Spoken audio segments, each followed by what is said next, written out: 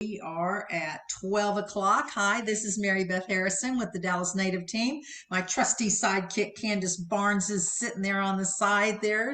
And today we're going to pick up where I can't even remember, Candace. Was it just technical problems that we couldn't get on that day? Yes, we were having technical issues, many I, technical issues. I'm telling you, tech is a wonderful thing. And when it's good, it's great. And when it's not good, there's not even a word to describe it. Exactly. It's just dreadful. It's just, I know. yeah, you don't want to be in a high place because throwing the computer over it's probably not the answer. But Probably not. We've become yeah, a little dependent haven't lately we on the though? technology. Oh my gosh. I mean, when it just, yeah, yeah, it's bad. When it goes bad, it's bad. It's bad Mhm. for everybody. So today we're going to go back and talk about listing your home and what to expect and what all that entails is being a seller. And also, if you have any comments, please go to the chat box, not the Q&A, but the chat box, and put questions in there, and we will be glad to answer them. So it recently I had a listing, and when the client called me, she said, I just want to tell you I'm a first time seller. Now, that's the first time I've ever heard that said to me in all of my years. I get many buyers who come and say I'm a first time home buyer, meaning I've never done this process. I don't understand it. So help me through it. But I've never had a seller say I'm a first time seller. And yet, as I thought about it, I thought, isn't that interesting? Because a lot of people are first time sellers. We sold them their home as a first time buyer, but they'd never sold a home, but they didn't think about it that way. It didn't come out that, hey, we've never sold a home before. So as a realtor, and I think I probably speak for a lot of us, we walk in just assuming that they know the process and that you know what to expect. That book, what is it? What to expect when you're When expecting? expecting, yeah, Exactly. I think we need to be writing one of those that goes, what to expect when you're going to be listing your home, yeah, because it is invasive. I mean, there is no doubt that it is a stressful. it's emotional. It is. It's first of all, you've been living in this home, you love this home, or you wouldn't have bought it in the first place. And so that's one side of it, and especially people who have lived there for years, years, years. I mean, 10, 20, 30 years. Those people selling a home are truly in an emotional state. Mhm. And something else just to throw out there, that even if you had sold a home before, say 5, 10, 15 years ago, the process has changed so much that you almost become a first time home seller, by default, Yeah. just because. And so working with her made me stop and explain things or warn her about things that I might not have otherwise done. So it was really a good exercise when it was all said and done. And it made me start thinking, what do you not know? What do you not know to expect? Because I'm one of those people that as long as I understand the process, then I'm not going to be surprised. Nothing's going to come up and just go, oh, didn't see that coming. So we try to do that with our buyers to anticipate what they should have asked or been looking at.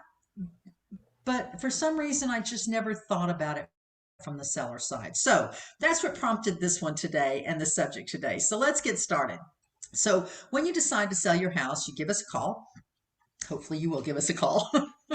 and um, and on the phone, I gather some information like, how long have you lived there, and have you done any updates, and what are those updates? And I try to get as much information up front. What's your time frame? Where do you need to be somewhere? In other words, do you have a new job that's going to be starting in Albuquerque in January 1st? What's the situation? What are we working with here? Um, in many instances, it's an estate. These are children who have inherited this home through the death of a parent or a sibling, and that's a whole other thing, which we'll talk about, but that's a whole other emotional Mhm. side to this, that yes, it's not your home, but it was their home. Yeah. And so that brings up a whole, yeah, that's just a whole other side to life. But Mhm. let's just assume this is your home. So you call me and I get all the information and we set a time to meet. And I start doing my homework that minute. The minute I hang up from you, I'm checking tax records, I'm pulling comparables for your neighborhood, I'm pulling comparables for even a little bigger area than sometimes our neighborhoods, the Smith division, and it's about this big, where, there's houses that surround it that are equal housing. And so you can't just look at this little small thing. You've got to look at a bigger picture. And then I go through every picture. I look at everything so that I know when I get to your home, I can compare apples and apples, meaning one that has just been knocked out, redone, remodeled, walls knocked out, kitchen open, all the granite, all the bells and whistles that you would expect in 2021, against a house that is original owner lovingly cared for, that hasn't been touched in 25 years. And we get as many of this as we get that. So I have to walk in prepared, not knowing what I'm going to see. And it's so interesting to me when people sometimes will go, "Oh yes, our house is updated." Why? We replaced that carpet when Billy went to college. Well, Billy has 3 kids now, but Mhm. in their mind, they just did It it. just did it. Right, but it's been there for years. I will tell you that the appraisers tell us that every 10 years you should be updating your home. That's a lot. And I don't many of us that don't do that, right? We do it at some point, maybe when we first moved in, and then we don't touch it again for 10, 15, 20 years. We just kind of get used to looking at it. Might we want to have updated it? Maybe, but probably never got around to it. Anyway, all that to be said, I try and come as prepared as I can for what I'm going to walk into. Is it really updated? Is it not? How to compare yours with equal housing in a neighborhood.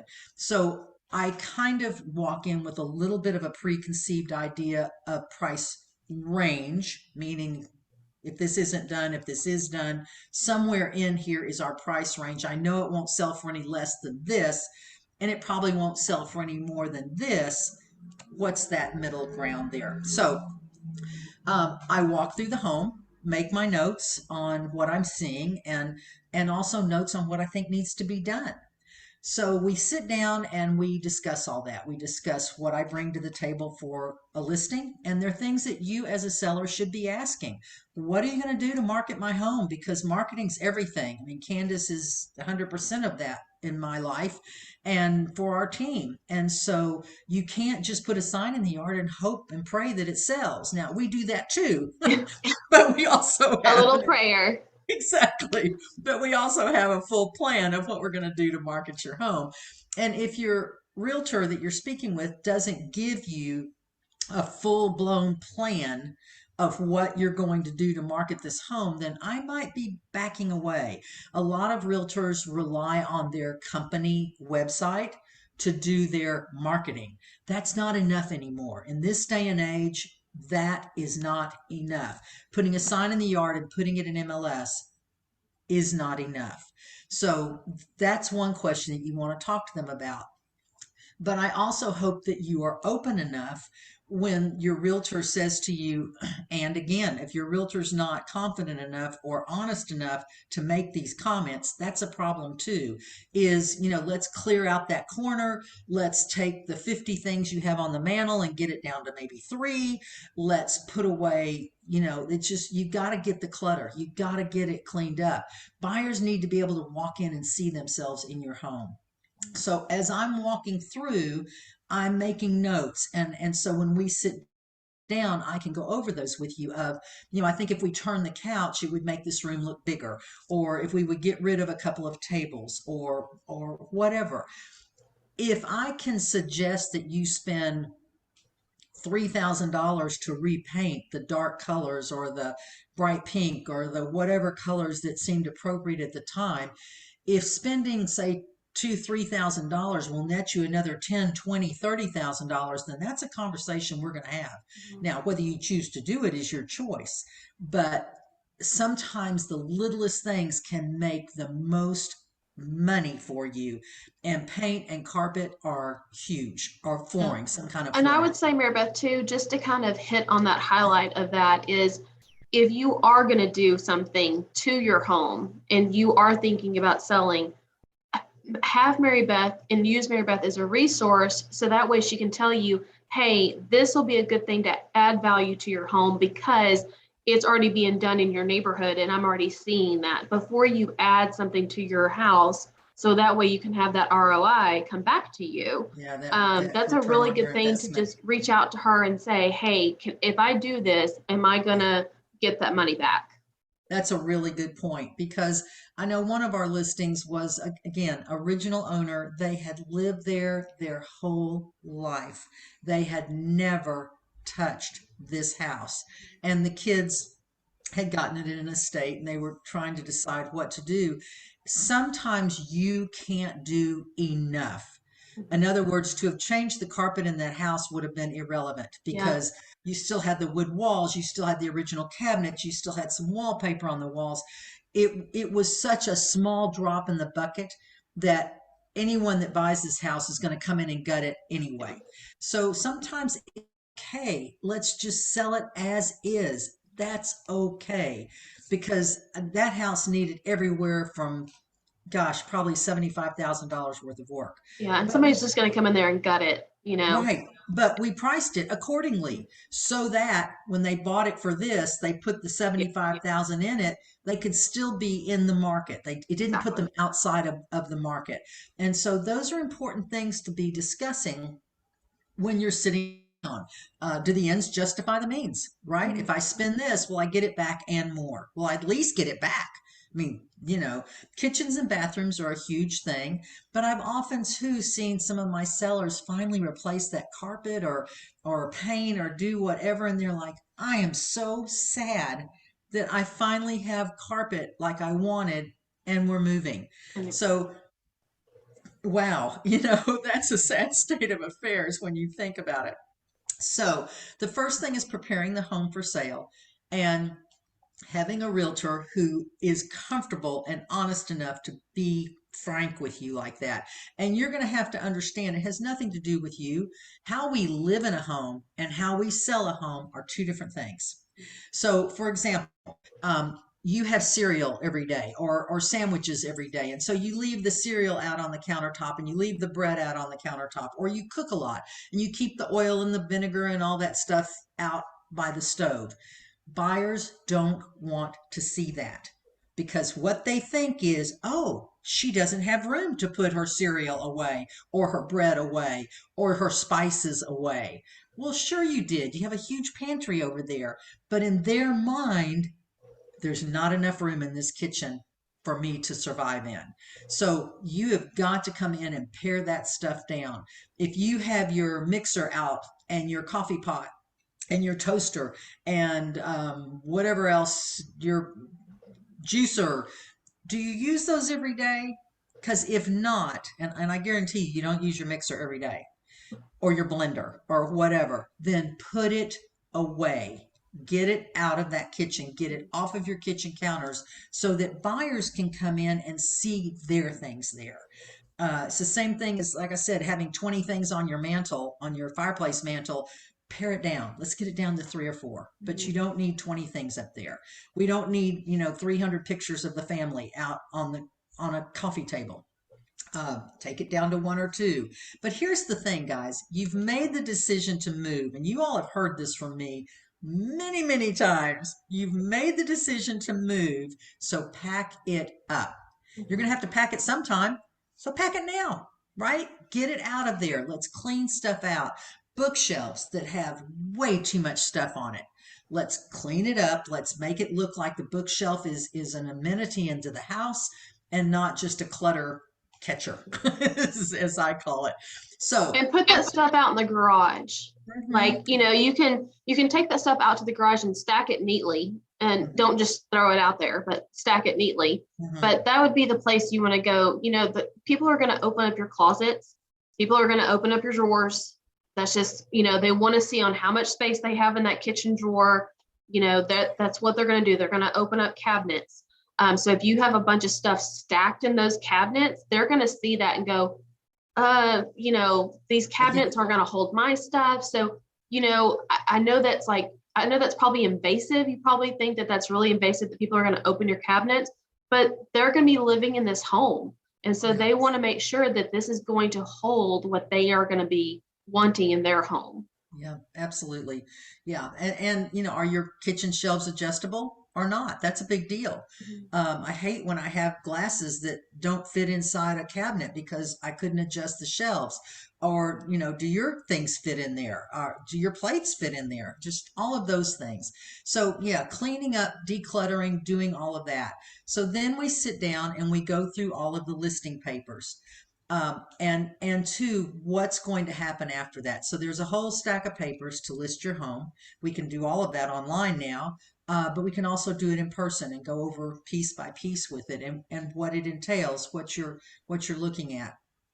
You can assume that your closing cost for a seller, so let's say you sell your home at $100,000, your closing costs are about 8 to 8.5% of your sales price. So you can almost kind of think through what you're going to walk away with. What I do not include in that number is your tax liability, because I never know when we're closing. I never know exactly what the tax amount is because it changes at some point during the year. So I don't include that. But a lot of you have it sitting in escrow. So you're going to get it back. So it's pay me now and get it back, right? So so I never include that in there. If you have any homeowners association, I don't know what the cost of those documents are. So those are two things I can't account for. But for the most part, your closing costs are somewhere between 8.5% for a seller. And I think that it surprised me when my seller, that my first time home seller, was so shocked that she had closing costs. Buyers don't even understand that sellers have their own closing costs. Yeah. Buyers have their closing costs. It's no one's walking away scot free on this, right? And so someone should be able to go over with you when you meet as to what those costs are and what you're going to walk away with, what you're going to net. When all of this is over, what do you owe? What do you still owe on your home? And separate that out as well. So those are some of the things that we discuss when we first sit down together. The next thing is to get photos, professional photos. Do not let your realtor walk in with their phone and take pictures. With their Oh, phone up like this to take all the yes, photos. yes. Drives me crazy. Yeah, I'm telling you guys, it will not show up on MLS well. And it's like anything else. You buy what you see, Mhm. right? So if your pictures are really crummy, you're already starting backwards. No one's even going to come see it, much less. And if you don't have any photos at all, I can tell you right now, my buyers go online and start looking at houses, and if there's no pictures, they skip right by it. I So, will tell y'all though, this is really interesting. Whenever I see agents that do this when they take their photos yeah. on MLS, your photo is almost this tall. That's how Mhm. big your photo is. Whenever you go to some of the other syndication, since your photo is a vertical, they stretch out your whole photo to fit in. So now your whole photo is like It's really just this. weird, distorted looking. So just know that before you start taking photos, make Yeah. sure to have a professional. Exactly. And that's another question to ask your realtor. Who takes your photos? Do you take them or do you hire a professional to take them? We hire a professional to take them. And here's the next thing that we need to warn you about. When we come to take photos, we hit your house like a tornado, because what you see is what's going to show up on pictures. So it's okay that your coffee pot's there. I mean, that's how you live every day. It's okay. But just know that I might move your coffee pot for the pictures, and then I'll move it back. Or let's say in a bathroom, that's a really big one where you have all of your soap and your shampoo and your all that stuff's in the picture in the glass enclosure, and it's hanging very neatly, Mhm. but nobody wants to see that. So we come in and we take all of that stuff down and hide it for the pictures, on your bathroom counter.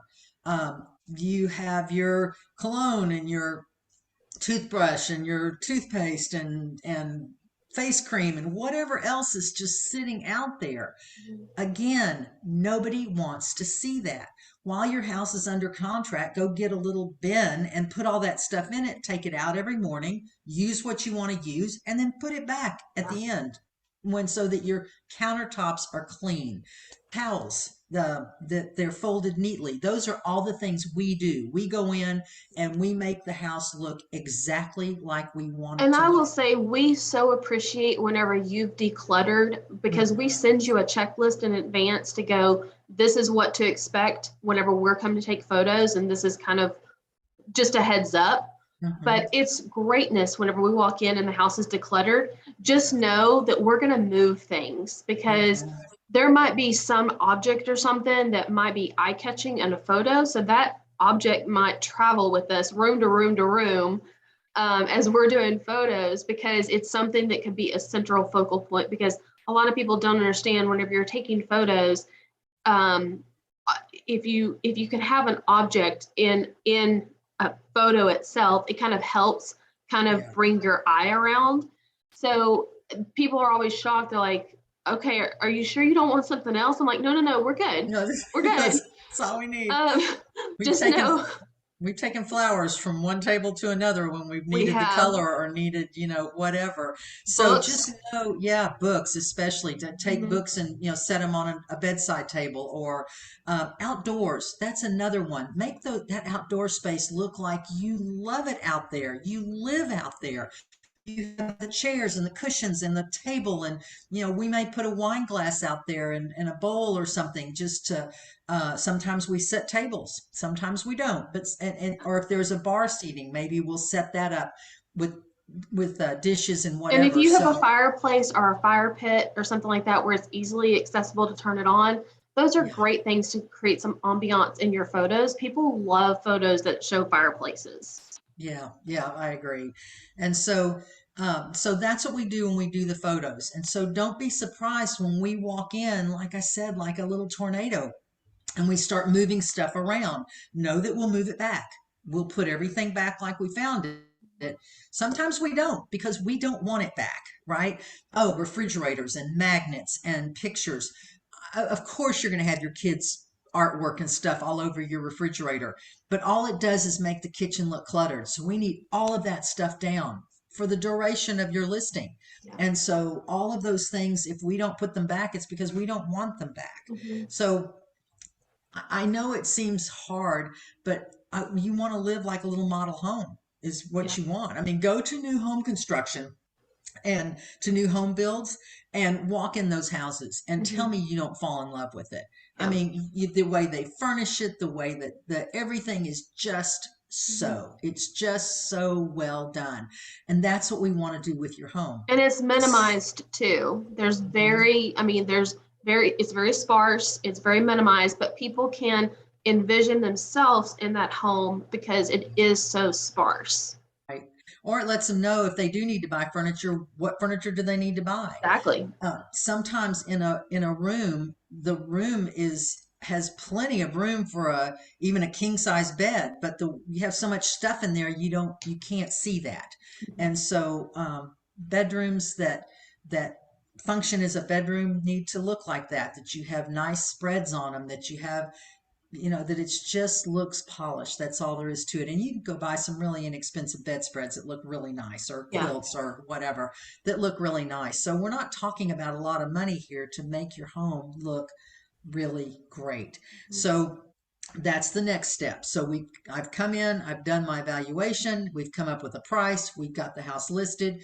We bring the photos, we bring the photographer, we come in and we fix the house like we want it, and it's ready to go on MLS, our multiple listing system.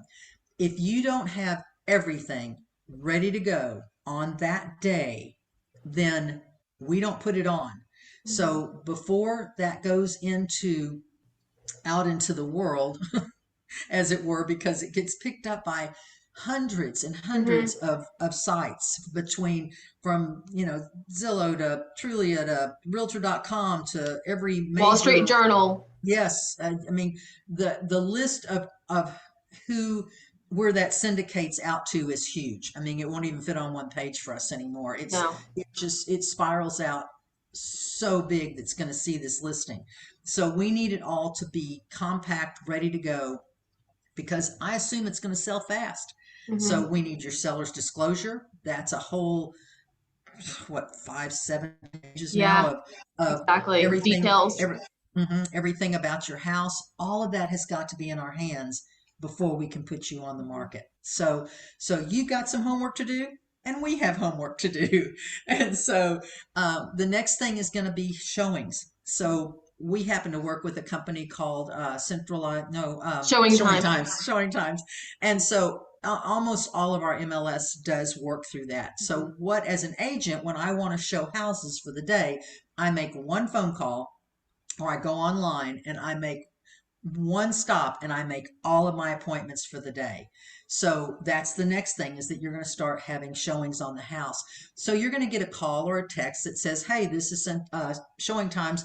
We have someone showing your home today between 1 and 2." Or 1 and 1:30. Now, understand that we're going to have a conversation. Do you need a 30-minute warning? Do you need to put the pets away? What do you need? What would help you? If you have children at home, you need about an hour's notice before someone's going to come to your house. Yeah, I can't expect children to live I know.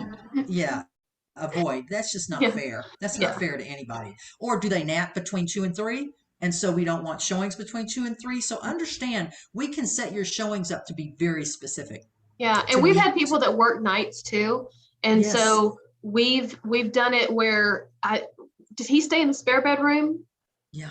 I think he stayed in the spare bedroom, and we just made a note that said, person sleeping in this room. You can still show the house, but he was Yeah. still sleeping. So, Yeah. I mean, I know that sounds Yeah. kind of crazy, but I mean, we've Yeah. had all kinds of certain cases where they could only show between this time to this time because of kids or whatever the schedule was.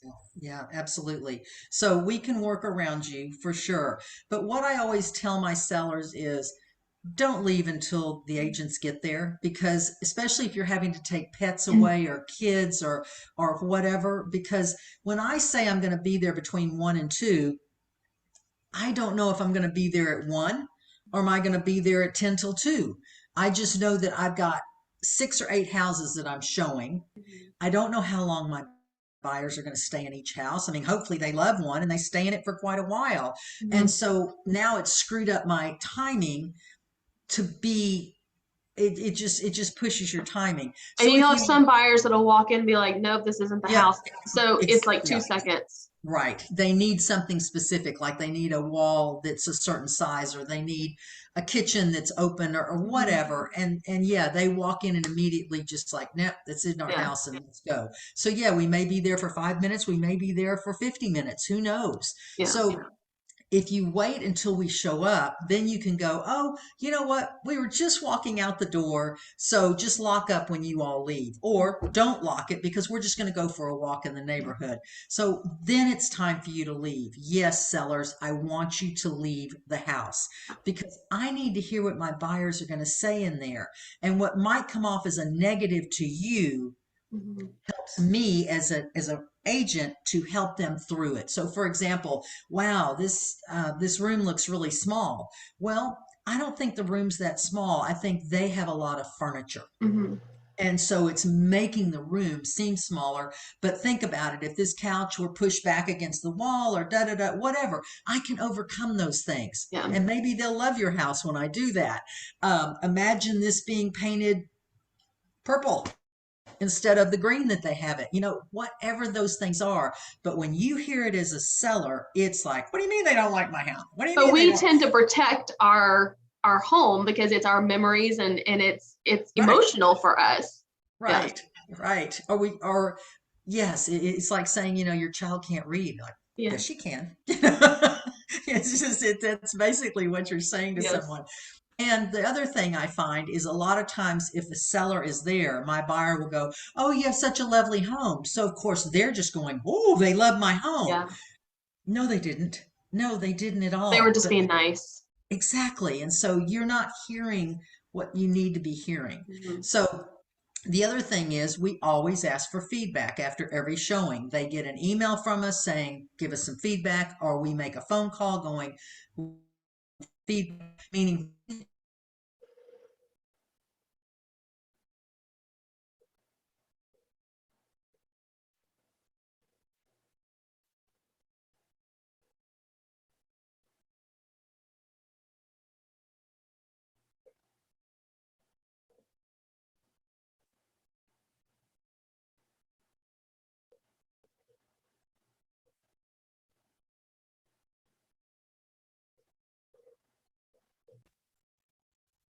there we go. And so, what did you hit, Candace? I don't know. I didn't do it. Anyway, so the next thing we show the house, people come in and we receive an offer. Hopefully more than one, but we get one offer. I present that to you and we go through and negotiate. So maybe you agree with the price, but you don't agree with the closing date. Or maybe you agree with all of the contract, but you don't agree with the price. So we negotiate back and forth. There is no one size fits all here. It's just what you're comfortable with is the seller. And quite frankly, what the buyer's comfortable with is the buyer. I can't make you sell the house for any more or any less, and I can't make the buyer buy it for any more or any less. It is what it is. So we go back and forth and negotiate. Sometimes we get the contract, we send it back, and then we don't hear from the buyer again. And the seller, as a seller goes, "Well, I would have done whatever," then you should have said that at the beginning. You often only get one chance to make a first impression, right? So, because that buyer's on to the next house. Yep. So playing games this is not the time to be playing that game. Well, let's see if they'll come up, whatever. I mean, I'd settle for this, but let's see if they'll do that. You Yeah. might not have a chance to come back and I have haven't that. seen a battle, like we used to. We used to have these battles that kind of went back and forth. I haven't seen a battle like that in probably years. I mean, it's usually like they'll put in their first initial offer and then they put in their second, and then their second is either thumbs up, thumbs down, and then that's it. Yeah, this market is so weird right now. It has been for the last 2 years that, first of all, I don't think we've kept a listing for longer than, I don't know if we've kept one for a week. I mean, they're Yeah. going so fast. But then I'm telling you, I walk in and I'm pretty doggone hard nosed about, let's get this house right. Let's get this Yeah. house looking like we want it to look. And again, it's okay that it needs everything. Hmm. We've just priced it well. And I don't mean give it away. That's not the point here. But I'm giving you all the facts to make the right decision. Numbers don't lie. If there's anything that can be counted on in this world, it's numbers. What have other buyers been willing to pay for a similar home in Yeah. similar condition?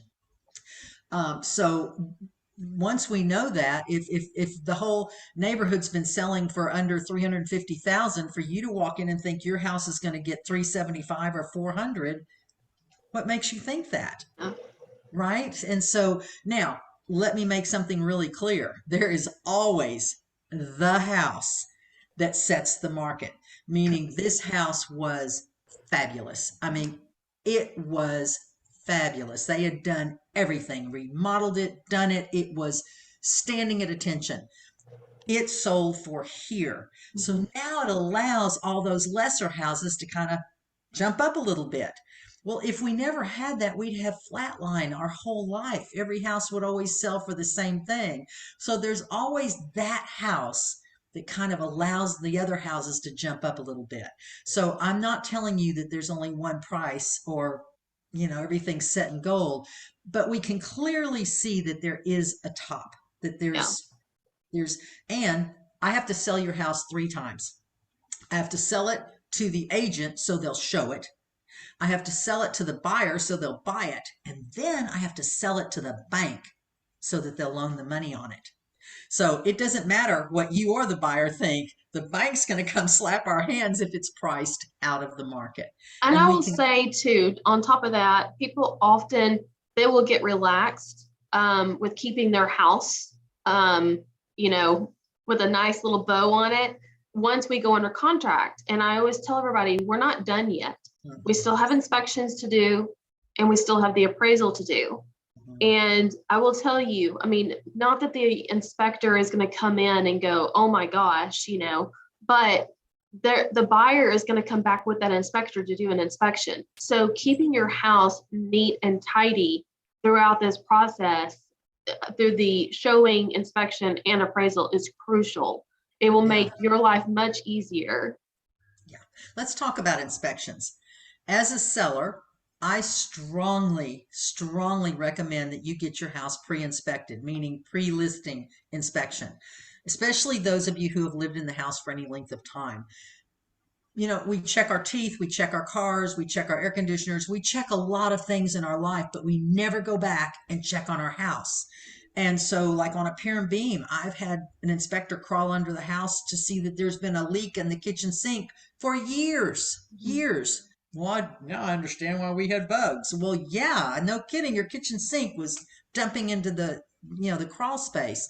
And so my thoughts are you want the inspector to come up with the biggies. So we would have never negotiated to here if I knew you needed a new heater or air conditioner or roof or some of the water heater, things that cost some money here. And so once you have the house pre-inspected, you can fix it yourself if you're handy. You can have anybody fix it. But once we go under contract, you got to have the plumber, the electrician, the roofer, and now it's costing you money. Mhm. And you've got a buyer who's hysterical. Like, oh my gosh, it's thousands of dollars. No, it was probably 300. Calm down. But I call it buyer's math. They just, if there's too much wrong on an inspection, then they're just like, we're out. Nope. Yeah. I don't care if they fix everything. I don't want this house anymore. There's too much wrong. Whereas if the buyer is walking in and if they have the sales disclosure in their hand and a pre-inspection in their hand, and they see, okay, the pre-inspection was done a month ago, and the seller did all these items to fix them, then the buyer is going in with a high knowledge of this property. I mean, extreme knowledge. So it kind of helps whenever they go to negotiate the contract, because they're going in negotiating with knowledge. Everybody is. Yeah, it's a really good point. Yeah, knowledge is a wonderful thing, but I also like the fact that you can take care of these things. So you have your seller's disclosure, which is all you knew. You have the inspection report, which is all the inspector knew. And we take the inspection report and we write repaired, replaced, whatever it is you want to fix, or don't fix it. That's okay too. But now you can price it with knowledge. Mhm. So if you know you need a new roof or an air conditioner or whatever, so then price it so that the buyer can afford to do that. But I will also tell you that very few buyers have the money or the wherewithal to do that. Most of our buyers right now want to walk in, put their furniture down, go to bed, and go to work. They don't want to have to remodel, repaint, recarpet. They don't want to do that. They don't have the time, and they Mhm. don't have the additional money. So they've paid this much money for your house, and they have to have this much extra money set aside to be able to do all those repairs and Well, stuff. and I would say also one of the things that I hear them say a lot is a lot of these people are moving from out of state. Hmm? So they are moving here and they don't know anybody. Yeah, So good point. we're basically their first people that they know. Yeah. So they don't want to get here and have to repair a bunch of stuff because they need to get here and start their jobs or whatever, get kids into school. Yeah. Even though we give them a resource page of people to contact, they still don't feel comfortable with doing that because it's not first on their mind. They want to be able to get started in their new lives. Yeah, absolutely. And that's not to say that homes that need work don't sell. Do not get me wrong here. I sell plenty of homes in their original condition because there are plenty of buyers out there who want to do that, who want to buy it, fix it, resell it, for example, or buy it, fix it, and live in it because they want it just like they want it. So I'm not telling you that a house will not sell, but I am telling you that if you have a house looking really good, and then find out there's all this stuff wrong with it. And especially homes that have been remodeled. Some of these builders or remodelers that come in, and I call it putting lipstick on a pig. They come in and they just do the pretties, but they haven't done the infrastructure. They haven't done the electrical or the plumbing or the air conditioning or the roof or the big things. They've just made it look pretty, but they didn't do the what I call the maintenance stuff. Yeah. Something else to throw out as a seller. Just because you have a new roof or a newer roof, let's say it's maybe 5 years old, you're not going to make any more money out of that than someone that has a 10-year-old roof. My buyers don't care. They just want a roof, right? I mean, we know as homeowners that these things are expensive. Your heat and air, your plumbing, we know how expensive that Those are stuff not the is, pretties though. but they're not exactly. Buyers buy what they Hmm. see, and they expect those what I call maintenance items to be done. So they expect a working heat and air. They expect a working electrical system. They expect a plumbing system. They expect a water heater. They expect a roof. How old I, is I sometimes irrelevant. Yeah, I saw a trend article yesterday about there's so many people that are moving into Dallas. We have, especially in Dallas, there's a lot of the retro bathrooms and kitchens, Yes. and I call there's that vintage. they're Vintage. they're vintage, yes. Well, there seems to be a big call for it right now because people that are moving from out of state, they've never seen any of that before. Yeah. And so they're moving here requesting vintage type houses and they're wanting to keep them intact because it has some nostalgia for them or something. So I thought that was really interesting that people are moving here asking for this.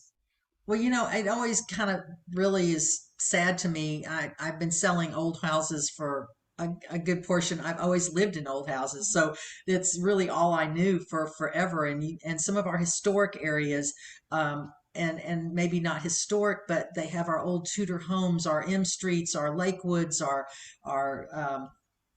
Santa Monica area. I mean, Oak Cliff. I mean, some of our areas have incredible homes that were built in the And beautiful wood er, floors. Oh my mhm, gosh, the wood floors. er, My favorite one, we had the in White Rock Lake, we had the mint green vintage bathroom, and mhm. we had the farm sink and the metal cabinets. I think wasn't that from 1950s, the metal cabinet? Yes, yes, the Yeah, Geneva cabinets. Yes, yes. yeah, I was yeah. very sad when we moved. Yeah, so a lot of those vintage, and you see some of these older homes and they've come in and made them 2021 standards. It's almost like it's a disconnect, I know. so there are ways to remodel a home and keep the keeping of the era Hmm. and but update it. And so Yeah. there's ways to do that and do it well. But your point earlier on in this was just talk to us before you go and spend a lot of money, or after you've had your pre-inspection. Let's sit down and decide what to fix and what doesn't matter. Right? Don't I want to start fixing everything. It's like, no, you don't. No, no, no, you don't. And here's the other flip side. Let's say we go under contract and they do their inspections and it needs XYZ. Instead of doing the repairs, maybe in lieu of repairs, you give them the money. Let them do it after they move in. And sometimes that's preferable. As someone working with a buyer, I'd rather them bring in their own people than for you to do it cheaply. Yeah. Right. And so there's a lot of times when I just soon the money be given to them. So Well, you and they do can it. do it in their taste and their people, and so yeah, because that's yeah, let them do it. Yeah. So there's a lot of ways to get around that. So we've done our inspections. Everything's moving along. We've renegotiated all of that. Everything's a negotiation. And now it's time for the appraiser, who the bank or the mortgage company has sent this independent person in to give value to your house. So they have to agree that if we sold it for 300,000, that it's worth 300,000, because the bank does not want to loan money on something that is not going to bring value. Assuming the buyer's going to foreclose, the bank needs to know that they can get their money back. That's really the bottom line. So again, I have to sell your house to the agent to show it, to the buyer to buy it, and then to the appraiser to get it to get it appraised, to agree to sell that price. If you've done a lot of updates to the house, I usually ask you to send me a list of all of your updates, meaning the air conditioner was replaced in 2020 or 2018, the roof was replaced in whenever, etc., so that I can hand that to the appraiser and go, look at all the things they've done to this house. So any information you can help me with is helpful all the way through, both from the buyer standpoint and the appraiser. And I laughingly always say, selling your home and buying a home is a lot of hurry up and then wait. Mhm. And then we got to hurry up and then we wait. So from the time the inspections and the appraisal's done, there's a waiting period, usually a couple of weeks or so, before we get to closing. So as a seller, it takes you about 20 minutes to sign papers and close. As a buyer, it takes about an hour to sign Mhm. all of your papers to Yeah. close. So, but this is the good part. We've gotten there.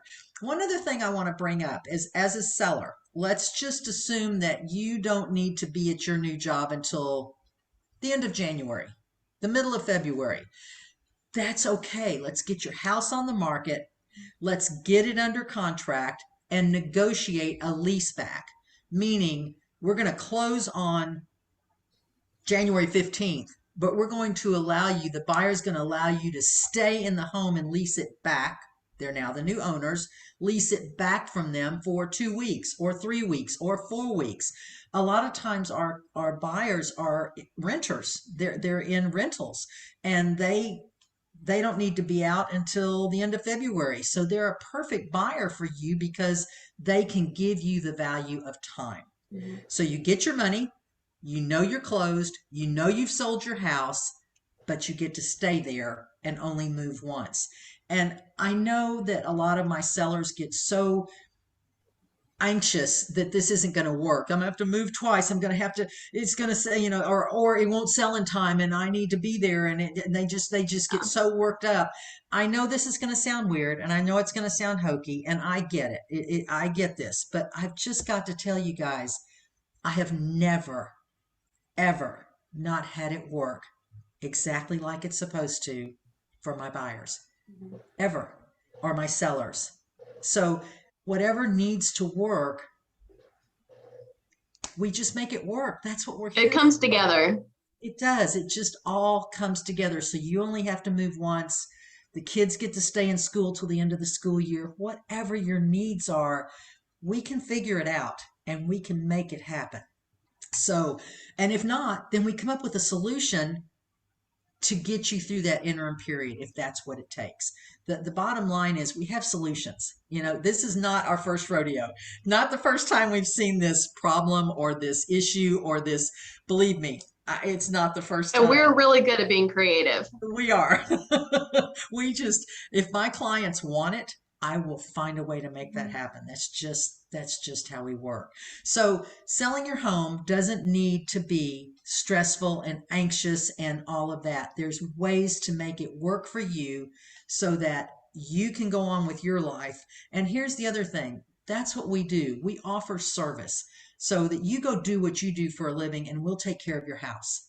A lot of our clients have already left. They've already moved. Many of our clients are from out of state. Some of them I've never met. I've done all of my work via online and via phone and that kind of thing.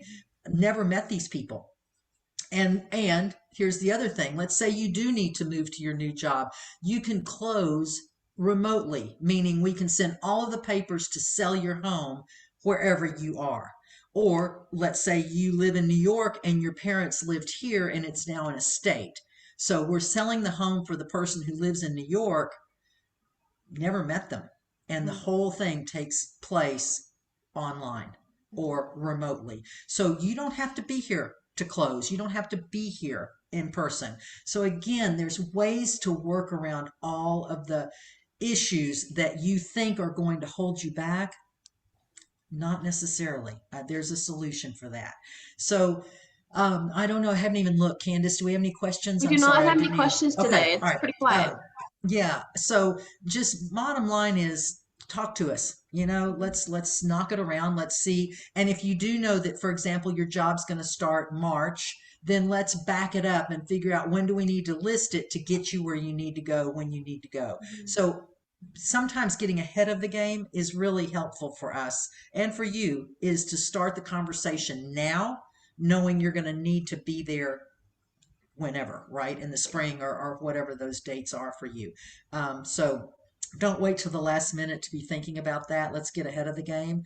And now's the time to start talking about it. And then here's the last thing is, everyone thinks they want to wait till spring to sell their house. Well, so does everybody else, and people moving for school and whatever.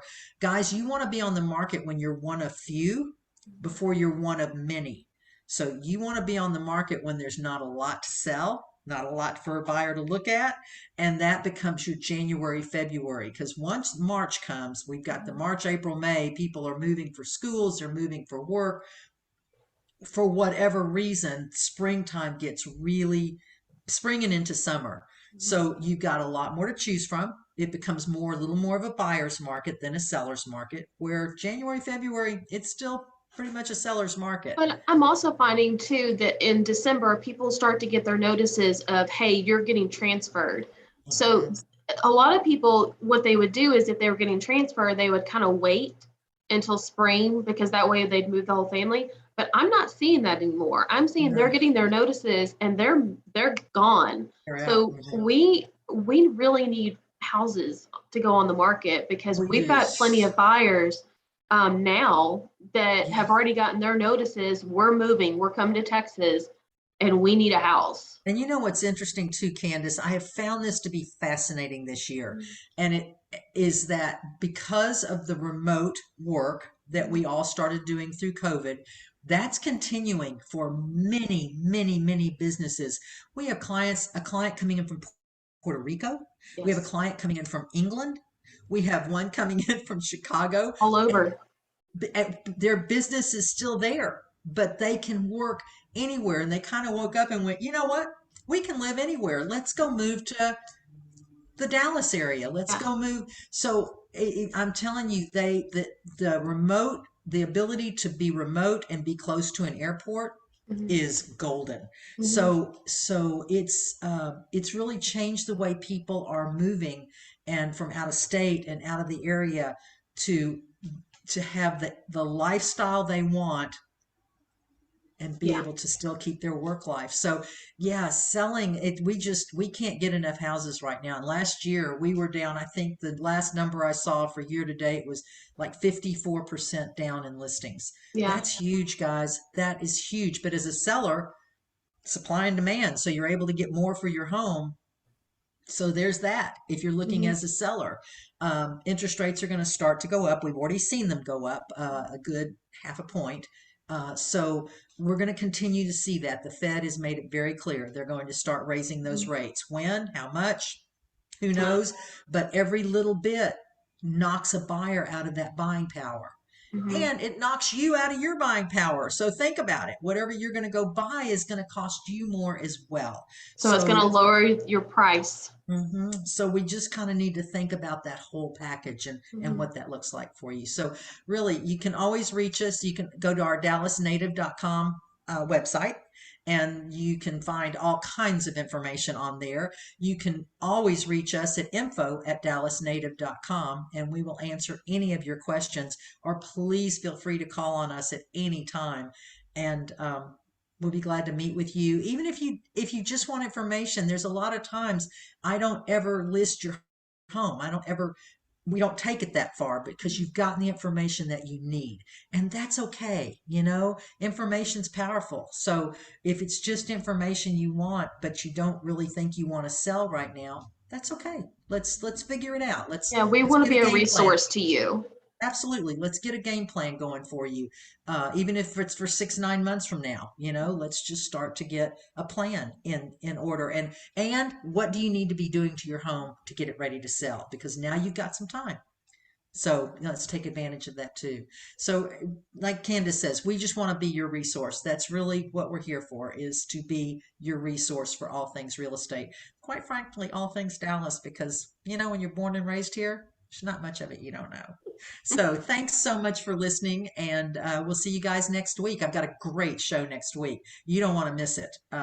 Chris Kelly, the CEO of our corporation, is going to be speaking to us and giving us a lot of facts and figures on what's happening in Dallas and the market. And that's going to be a great show. I'm really excited about Yeah, it. y'all So, don't want to miss it. It's going to be incredible. I've already got all the slides and have been reviewing everything because it's going to be yeah, some really good data. yeah, really, really good. So, thanks so much for listening, and we'll see you guys next week. Thanks.